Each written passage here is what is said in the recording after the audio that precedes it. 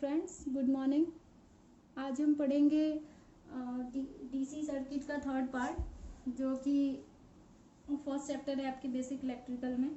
इसमें दोस्तों आपके सिलेबस में मैंने दिखाया था, इसमें ये जो टॉपिक है बहुत ही इम्पॉर्टेंट है फॉर न्यूमेरिकल के लिए। ये आपको किसी भी ब्रांच में करंट ज्ञात करने के लिए पूछा जाता है, वोल्टेज ज्ञात करने के लिए पूछा जाता है, और साथ ही आपको ये पता होना चाहिए कि करंट डिवाइडिंग रूल और वोल्टेज डिवाइडिंग का रूल का उपयोग कहाँ होता है। ठीक है दोस्तों, तो हम आपको बता दें सबसे पहले कि करंट डिवाइडिंग रूल का उपयोग पैरेलल कनेक्शन के लिए किया जाता है और वोल्टेज डिवाइडिंग रूल का उपयोग सीरीज कनेक्शन के लिए किया जाता है। ठीक है दोस्तों, चलिए इसको हम देखते हैं। करंट डिवाइडिंग रूल, जैसा कि आप देख रहे होंगे कि यहाँ पे एक ग्राफ बनाया है मैंने।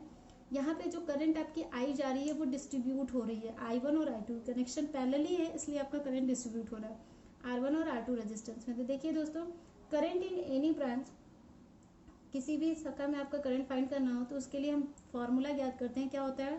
Total current. टोटल करंट मतलब I is equal to I1 I2 I3, जो भी आपके जितने भी दिए हों। तो टोटल करंट आपका क्या हो जाएगा दोस्तों? I into opposite resistance. Opposite resistance का मतलब ये है दोस्तों कि अगर आपको I1 निकालना है तो R2, I2 निकालना है तो R1 अपन टोटल रेजिस्टेंस। टोटल रेजिस्टेंस क्या होगा? R1 प्लस R2 R3 जितने भी दिए होंगे।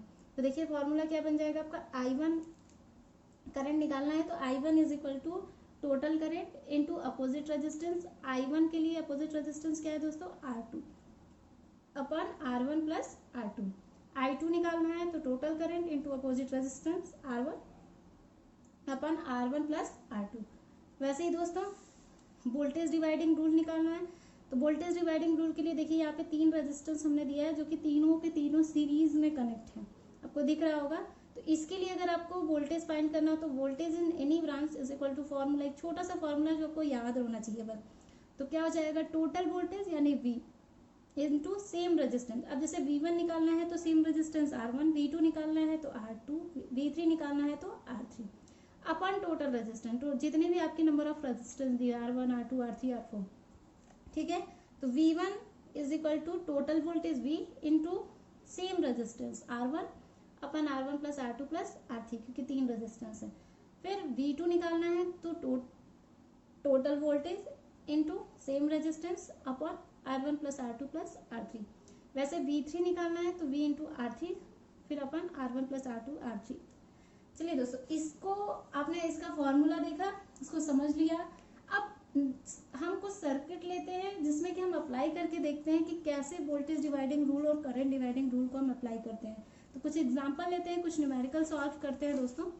देखिए, चलिए एक न्यूमेरिकल लेते हैं हम। इसमें हम बनाते हैं,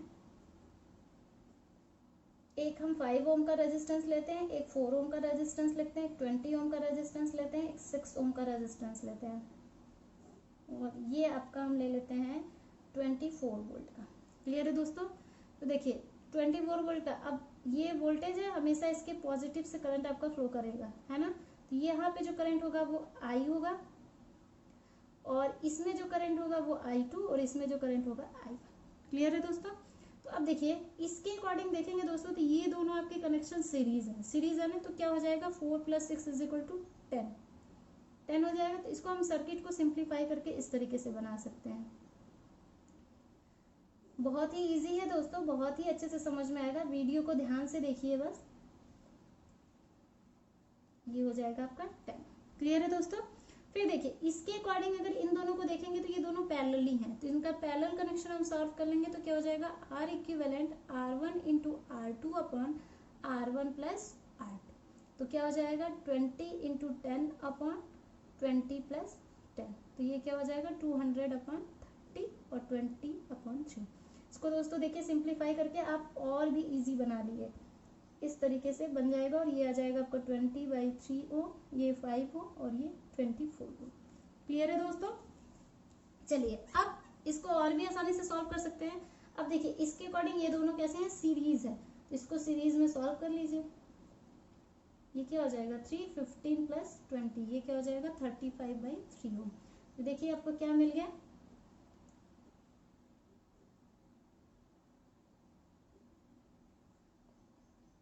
इस तरीके से हो जाएगा। अब आपको ओम्स लॉ पता है, क्या होता है दोस्तों, V is equal to I R, जहाँ से आप I ज्ञात कर सकते हैं, V अपन R हो जाएगा। जहाँ पे वोल्टता आपको दी हुई है कितना, 24 अपन R 35/3, क्या हो जाएगा दोस्तों, ये 24 इंटू 3/35, क्या आ जाएगा आपका 72/35। क्लियर है दोस्तों, यानी आपको टोटल करंट मिल गया। तो I1 और I2 भी आपको अब मिल जाएगा। ठीक है, तो I1 और I2 निकाल लेते हैं।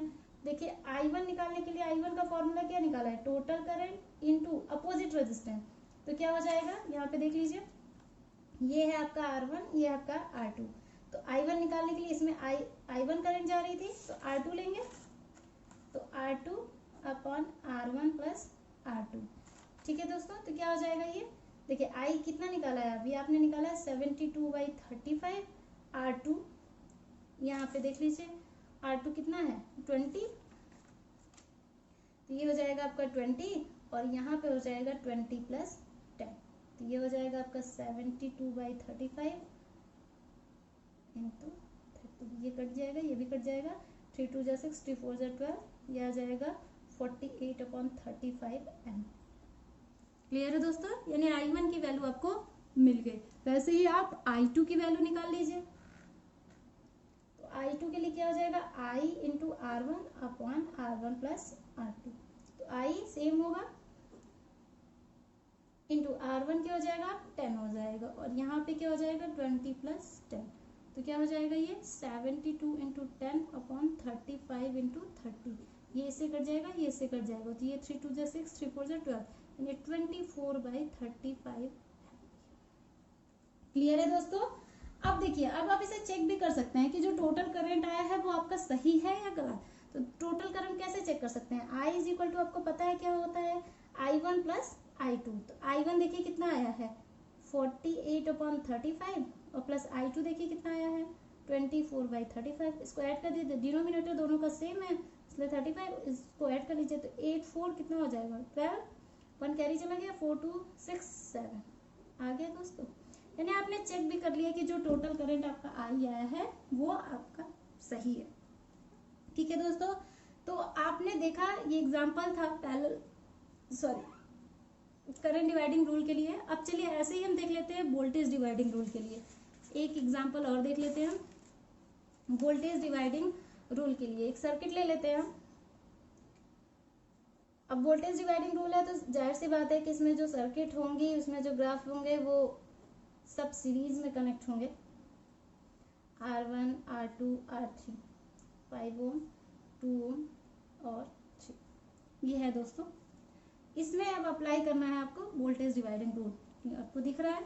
तो सबसे पहले आप क्या करेंगे, V1 निकालेंगे। तो V1 क्या होता है, V into same resistance R1 upon R1 plus R2 plus R3। Clear है दोस्तों, तो क्या हो जाएगा, V देखिए टोटल वोल्टेज कितना दिया है 12 इंटू R1 5 अपॉन 5 + 2 + 3, ये क्या हो जाएगा 60 अपॉन 5 + 2 7 + 3 10 हो जाएगा, यानी ये आपका क्या हो जाएगा 6 मिनट। क्लियर है दोस्तों, चलिए वैसे ही V2 निकाल लेते हैं। तो क्या हो जाएगा, V into R2 upon R1 plus R2 plus R3, तो क्या हो जाएगा 12 इंटू R2 की वैल्यू कितनी दी हुई दोस्तों 2 अपॉन क्या हो जाएगा 5 + 2 + 3, तो ये क्या हो जाएगा 24/10 यानी 2.4। क्लियर है दोस्तों, चलिए ऐसे ही हम निकाल लेते हैं V3। तो V into R3 upon R1 plus R2 plus R3, तो क्या हो जाएगा V आपका 12 इंटू R3 क्या है 3 अपॉन 5 + 2 + 3, तो ये हो जाएगा 36/10 यानी 3.6। क्लियर है दोस्तों, बहुत ही आसानी से, बस आपको फॉर्मूला पता होना चाहिए, टोटल करंट रेजिस्टेंस, बहुत ही आसानी से ये निकल जाएगा। ठीक है, आप चेक कर लीजिए कि जो ये आपका वोल्टेज दिया हुआ है क्या सही है। तो ऑब्वियसली क्या होता है, V is equal to V1 plus V2 plus V3, यही होगा दोस्तों।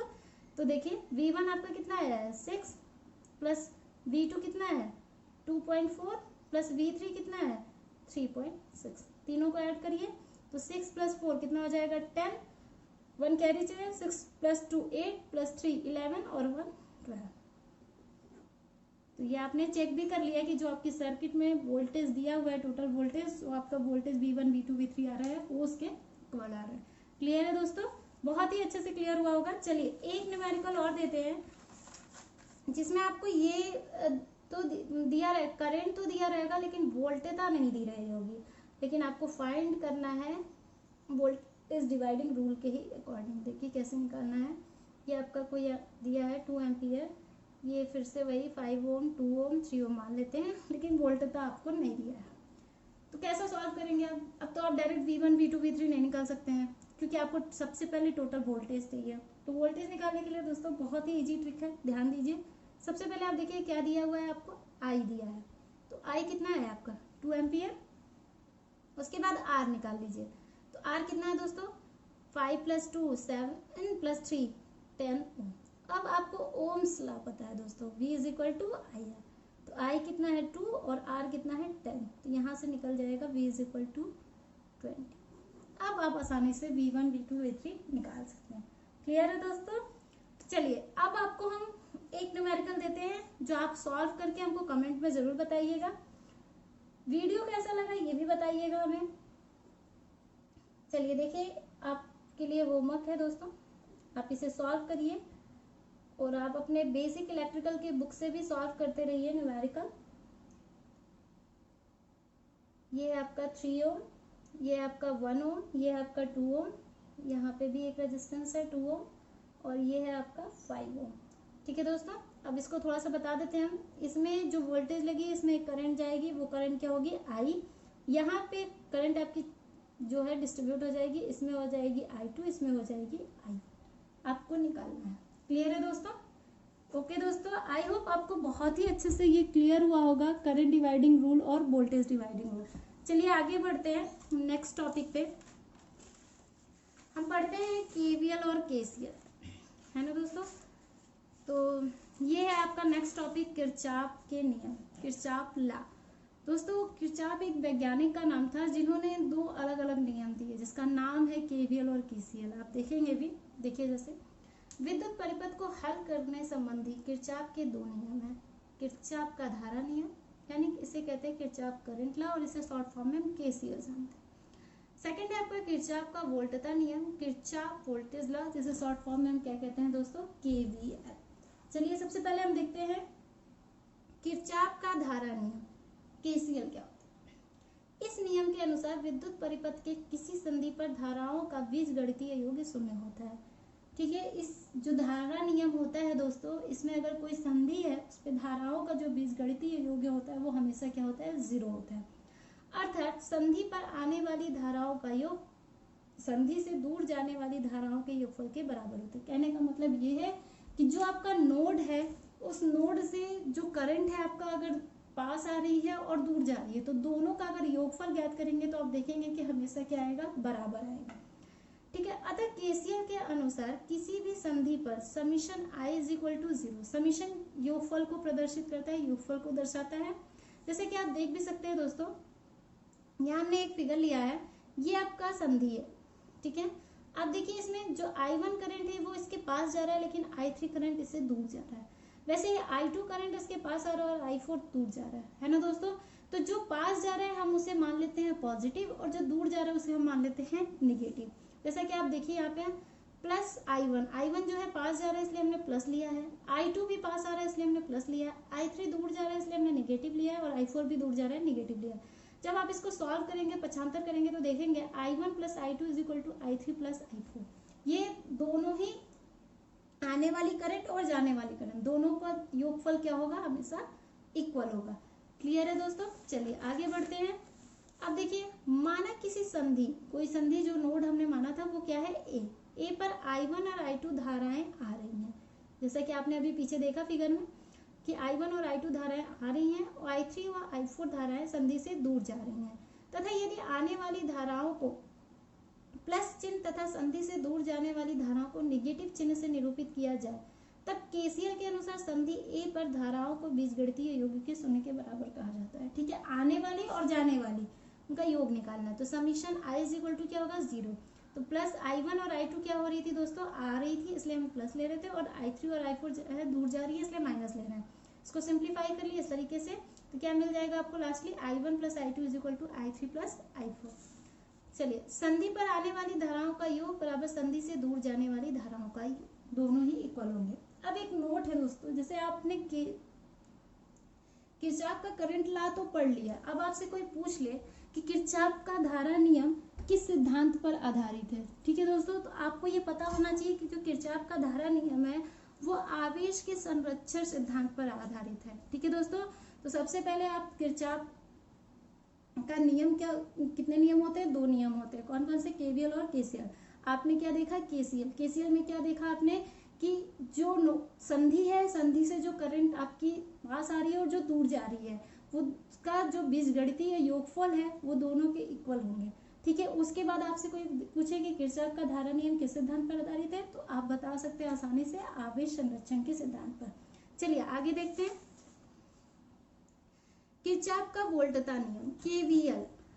केवीएल के अनुसार किसी बंद परिपथ में विद्युत वाहक बलों का योग, विद्युत वाहक बलों का योग मतलब है बीजगणितीय योग, एवं परिपथ में लगे प्रतिरोधों में होने वाले वोल्टेज ड्रॉप का बीजगणितीय योग सदैव 0 होता है।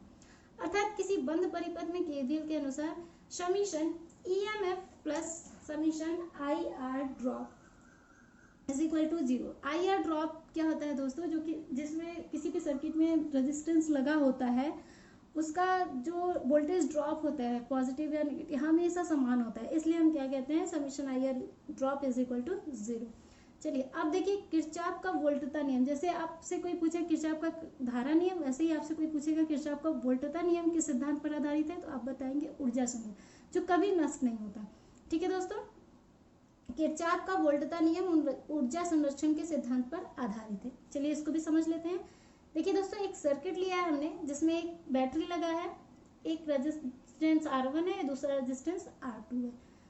बैटरी के जिस टर्मिनल से करंट हमेशा फ्लो करता है उसे हम पॉजिटिव कहते हैं, और दूसरा क्या होता है, नेगेटिव होता है, ठीक है। रेजिस्टेंस में जो करंट जो प्रवेश करती है उसे पॉजिटिव और जहां से निकलती है उसे नेगेटिव।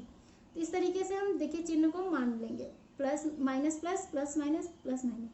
अब दोस्तों देखिए, अगर आप इसका पहला ले रहे हैं, बैटरी का पहला टर्मिनल ले रहे हैं, तो रेजिस्टेंस का भी पहला लेना पड़ेगा, इस रेजिस्टेंस का भी पहला लेना पड़ेगा। अगर बैटरी का आप दूसरा ले रहे हैं तो इसका भी दूसरा लेना पड़ेगा, इसका भी दूसरा लेना है। कहने का मतलब ये है दोस्तों कि अगर आप इसका माइनस लेते हैं तो इन दोनों का क्या होगा, पॉजिटिव, और अगर इसका प्लस लेते हैं तो इन दोनों का क्या होगा, नेगेटिव, मतलब कोई भी डिफरेंस नहीं है, ठीक है। तो देखिए हम इसे सॉल्व कर लेते हैं, प्लस E, फिर ये करंट आई जा रहा है तो IR1 हो जाएगा, और यहाँ से क्या मिलेगा हमें, -R1, फिर यहाँ पे क्या मिलेगा दोस्तों, -R2, तो E -R1 -R2, यहाँ से दोस्तों I हम कॉमन कर लेंगे, तो हमें I जब कॉमन कर लेंगे और इसको पक्षांतर कर देंगे तो देखिएगा हमें क्या मिलेगा, E = IR1 + R2, ठीक है दोस्तों। चलिए आगे देखते हैं, किसी सर्किट में केवीएल अप्लाई करने के नियम। अब अगर कोई सर्किट दिया है तो केवीएल कैसे अप्लाई करते हैं, क्या तरीका है, ये तो हमें जानना जरूरी है, तभी तो हम सर्किट को सॉल्व कर सकते हैं। तो चलिए देखते हैं। सबसे पहले सर्किट में धारा को माना जाता है, क्या करते हैं, सर्किट में धारा को मानते हैं, फिर प्रत्येक बैटरी तथा प्रतिरोध पर प्लस एवं माइनस का चिन्ह लगाते हैं। क्या करते हैं, आप कोई सर्किट दिया हुआ है तो सबसे पहले उसमें धारा मानेंगे कि किधर से धारा आपकी जा रही है, उसके बाद आप क्या करेंगे, उसमें चिन्ह लगाएंगे प्लस और माइनस की। किसी भी बैटरी से हमेशा धारा प्लस चिन्ह से निकलती है। अभी अभी मैंने दिखाया कि जो बैटरी से करंट आपका फ्लो करेगा वो हमेशा किससे निकलेगा, प्लस चिन्ह से। किसी भी प्रतिरोध में जहां से धारा प्रवेश करेगा, अब रेजिस्टेंस की बात है, रेजिस्टेंस में जो धारा एंटर करेगा उसे प्लस चिन्ह कहेंगे, और जहां से बाहर निकलेगा उसे नेगेटिव, जहां से वोल्टेज ड्रॉप होता है। क्लियर है दोस्तों। चलिए आगे देखते हैं। फिर सर्किट में क्लॉकवाइज या एंटी क्लॉकवाइज डायरेक्शन में प्रत्येक एलिमेंट का या तो पहला चिन्ह या फिर अंतिम चिन्ह लेकर एक समीकरण बनाते हैं। अब क्या करेंगे, उसमें उस सर्किट में एक सर्किट बनाएंगे जिसमें आप क्लॉकवाइज या एंटी क्लॉकवाइज का डायरेक्शन देंगे, और उसमें जो पहला चिन्ह या अंतिम चिन्ह लेकर उसका समीकरण बना लेंगे, ठीक है। इसी प्रकार प्रत्येक लूप के लिए समीकरण बनाकर एवं इन्हें हल करके धारा का मान ज्ञात किया, और ऐसे ही हम इसका धारा का मान ज्ञात कर सकते हैं, ठीक है दोस्तों। तो ये चलिए, ये तो था आपका केवीएल और केसीएल। अब हम इसको अच्छे से समझाते हैं न्यूमेरिकल के थ्रू। कुछ न्यूमेरिकल हम बताएंगे, कुछ न्यूमेरिकल आपको होमवर्क देंगे जिससे आप केवीएल और केसीएल बहुत ही आसानी से फाइंड कर सकते हैं। ठीक है दोस्तों, चलिए देखते हैं। सबसे पहले आप कोई इस तरीके का सर्किट ले लीजिए। ये आपका होगा करंट 1 एम्पियर, ये करंट है आपका 2 एम्पियर, ये करंट है आपका 2 एम्पियर, ये करंट है आपका 3 एम्पियर और ये करंट है आपका 4 एम्पियर। इसमें आपको फाइंड करना है केसीएल, केसीएल लगाना है दोस्तों। तो क्या करेंगे, जो अंदर गया होगा उसको पॉजिटिव और जो बाहर गया उसको नेगेटिव, है ना। तो देखिए ये वाला जो साइन है ये अंदर गया है, ये भी अंदर गया है और ये भी अंदर, यानी जो अंदर गया हम उसको प्लस ले लेते हैं। तो 2 + 1 + 3 इज इक्वल टू ये 2 और ये माइनस है। अगर इक्वल टू नहीं तो आप ऐसे लिख लीजिए पहले 2 - 2 और -4 इज इक्वल टू 0। जो अंदर गया वो प्लस, जो बाहर गया उसको माइनस। तो क्या हो जाएगा 6 - 6 इज इक्वल टू 0, यानी 0 इज इक्वल टू 0।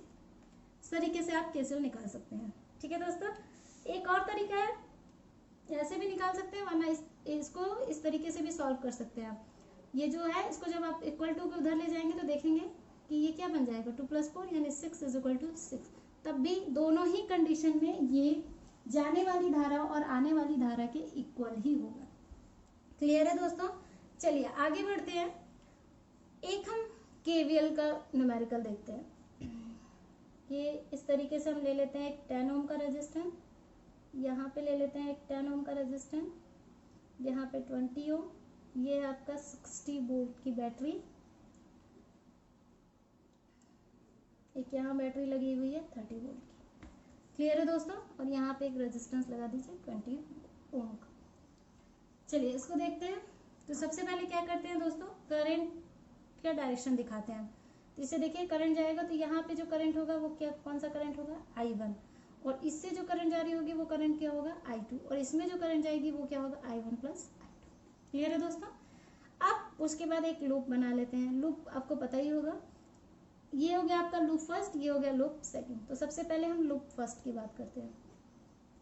ठीक है, लूप फर्स्ट में देखिए माइनस से प्लस की तरफ गया तो हम प्लस लेंगे 30, फिर प्लस से माइनस की तरफ, अब इसका दूसरा साइन तो इसका भी दूसरा, नेगेटिव क्या हो जाएगा 10I1, फिर -60 - 20I1 is equal to 0।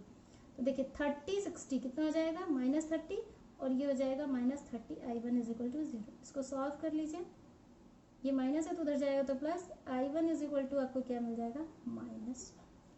Clear है दोस्तों, कोई भी दिक्कत नहीं है, स्टेप बाय स्टेप समझते जाइए, बहुत ही आसानी से समझ में आएगा। चलिए अब आगे देखते हैं। अब सर्किट में लूप सेकंड अप्लाई करते हैं। देखिए ये सर्किट है आपका, ये फर्स्ट लूप था, ये सेकंड लूप है। अब इसमें अप्लाई करिए तो देखिए ये माइनस से प्लस की तरफ जा रहा है तो प्लस हो जाएगा 60, और फिर देखिए इसके अकॉर्डिंग दोस्तों ये दोनों आपके सीरीज में है ना, तो हम दोनों का ऐड करके डायरेक्ट लिख सकते हैं। क्या लिख सकते हैं -30I1 + I2, क्योंकि दोनों ही करंट जा रहे थे। तो अब इसको सॉल्व कर लीजिए। देखिए क्या आएगा 60 - 30I1 - 30I2 is equal to 0। I1 की वैल्यू आपने पहले निकाल रखी है, क्या निकाला है दोस्तों -1, तो 60 - 30 × -1 - 30I2 इज इक्वल टू 0। तो 60 प्लस हो जाएगा माइनस माइनस, और ये हो जाएगा 30 - 30I2 इज इक्वल टू 0। तो 90 - 30I2 इज इक्वल टू 0। तो -30I2 इज इक्वल टू -90, क्योंकि ये प्लस है तो उधर जाएगा तो माइनस, ये -1 कट जाएगा, तो I2 इज इक्वल टू क्या हो जाएगा दोस्तों 90/30 यानी 3 एम्पियर। क्लियर है दोस्तों। तो ये आपको केवीएल अप्लाई करने के लिए भी मैंने आपको न्यूमेरिकल दे दिया। अब चलिए एक न्यूमेरिकल हम आपको देते हैं होमवर्क, जो आप करके कमेंट में ज़रूर बताएंगे। ठीक है, ये आप इस तरीके से बना लीजिए।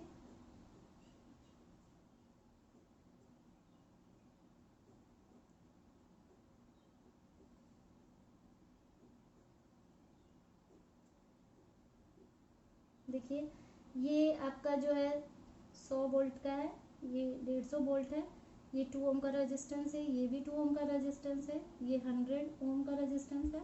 इस तरीके से इसमें आपको केवीएल अप्लाई करना। ठीक है, तो सबसे पहले आप क्या करेंगे देख लीजिए, ये बैटरी है 2, इसमें आप क्या करेंगे सबसे पहले इसको मान लेंगे कि इसमें कोई I1 करंट जा रहा होगा, इसमें कोई I2 करंट जा रहा होगा। लेकिन इसमें जो है आपका I1 प्लस I2 दोनों ही जाएगा। ठीक है दोस्तों, इसको सॉल्व करिएगा, जरूर बताइएगा हमें कमेंट करके क्या आंसर निकला। और दोस्तों आपके इलेक्ट्रिकल के बुक में ऐसे बहुत सारे, वहाँ मैंने भी न्यूमेरिकल आपके उसी बुक से लिया है, आप भी उस बुक से न्यूमेरिकल उठाइए और प्रैक्टिस करिए। जितना प्रैक्टिस करेंगे आपको और कॉम्प्लिकेटेड न्यूमेरिकल करने में बहुत ही आसानी होगी सर। केवीएल और केसीएल मोस्ट इम्पॉर्टेंट, ये आपको आगे अभी डीसी सर्किट आप पढ़ेंगे सेकेंड चैप्टर में, उसमें भी अप्लाई होंगे केवीएल केसीएल। ठीक है दोस्तों, इसको बहुत ही अच्छे से समझिएगा, वीडियो को पॉज कर करके उसके डिफिनेशंस, उसके क्या मतलब है, सर्किट कैसे डिजाइन किए गए, सारी चीजें बहुत ही अच्छे से देखिएगा। आई होप आपको बहुत ही अच्छे से क्लियर होगा। ओके दोस्तों, थैंक यू।